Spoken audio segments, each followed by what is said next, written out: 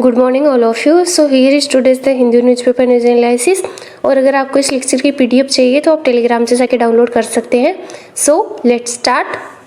तो जो first news है वो बात करती है लेपर्ड के बारे में। आईसीएन है उसमें लेपर्ड को नियर थ्रेटन्ड की कैटेगरी में रखा गया है, तो ये ध्यान रखिएगा।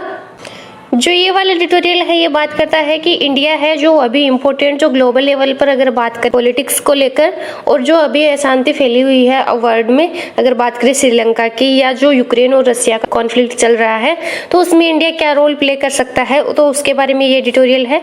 तो इसमें एक इम्पोर्टेंट ऑर्गेनाइजेशन का मेंशन किया गया है जो कि है G7। तो G7 के बारे में हम देख लेते हैं।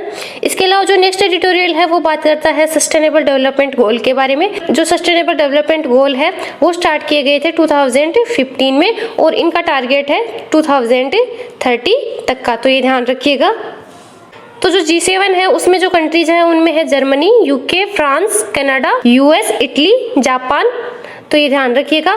इसके अलावा G8 में है G7 प्लस रसिया, तो ये ध्यान रखिएगा जो कि अभी एग्जिस्टेंस में नहीं है क्योंकि जो रसिया है उसको जो क्रीमिया वाला पार्ट है यूक्रेन का उसके कारण इससे जो G7 से जो इसकी मेंबरशिप थी वो रद्द कर दी गई थी। इसके अलावा अगर बात करें G20 की तो G20 में है G7 plus Russia plus Brazil, South Korea, Mexico, China, Indonesia, Saudi Arabia, Australia, India, South Africa. इसके अलावा जो G7 है उसे बनाया गया था 1975 में और जो G20 है उसे बनाया गया था 1999 में, तो ये ध्यान रखिएगा। G7 जो ऑर्गेनाइजेशन है वो एक तरह का इंटर गवर्नमेंटल ऑर्गेनाइजेशन है जिसका जो जीडीपी की बात करें तो वो जीडीपी अकाउंट करता है 46%, तो ये ध्यान रखिएगा। ये वाला एडिटोरियल बात करता है मॉनेटरी पॉलिसी कमेटी के बारे में, तो इसके बारे में ध्यान रखिएगा। जो मॉनेटरी पॉलिसी कमेटी है वो फिक्स करती है benchmark interest rate of the RBI and set inflation target. इसके अलावा अगर बात करें कंपोजिशन की तो इसमें 6 मेंबर होते हैं जिसमें जो 3 मेंबर होते हैं वो गवर्नमेंट के होते हैं और जो 3 अदर मेंबर होते हैं वो आरबीआई के होते हैं, तो ये ध्यान रखिएगा। इसके अलावा जो आरबीआई का इन्फ्लेशन टारगेट है वो है 4 ± 2, तो ये ध्यान रखिएगा। इसके अलावा जो नेक्स्ट एडिटोरियल है वो बात करता है लैंग्वेज के बारे में, तो इसमें कुछ फैक्चुअल नहीं दे रखा है, इसको आप स्किप कर सकते हैं।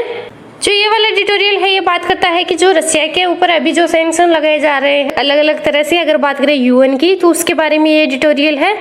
और जो नेक्स्ट वाला एडिटोरियल है वो बात करता है नेशनल एजुकेशन पॉलिसी के बारे में। तो नेशनल एजुकेशन पॉलिसी के बारे में ध्यान रखिएगा। जो फर्स्ट नेशनल एजुकेशन पॉलिसी है वो लाई गई थी 1968 में, सेकेंड लाई गई थी 1986 में, जो अभी लाई गई है 2020 में वो 3rd नंबर की नेशनल एजुकेशन पॉलिसी है, तो ये ध्यान रखिएगा। इसके अलावा अगर बात करें एजुकेशन की तो जो इंडियन कॉन्स्टिट्यूशन में 7th शेड्यूल है उसमें 3 लिस्ट है, central list, state list and concurrent list. तो एजुकेशन है वो कॉन्करेंट लिस्ट का सब्जेक्ट है, पहले ये स्टेट लिस्ट का सब्जेक्ट हुआ करता था लेकिन जो 42nd अमेंडमेंट किया गया था 1976 में तो उसके बाद स्टेट लिस्ट से कॉन्करेंट लिस्ट में ट्रांसफर कर दिया गया है, तो ये ध्यान रखिएगा। सो आज का लेक्चर यहीं कंप्लीट करते हैं। वीडियो अच्छी लगे तो लाइक कीजिएगा, शेयर कीजिएगा और चैनल को सब्सक्राइब कीजिएगा।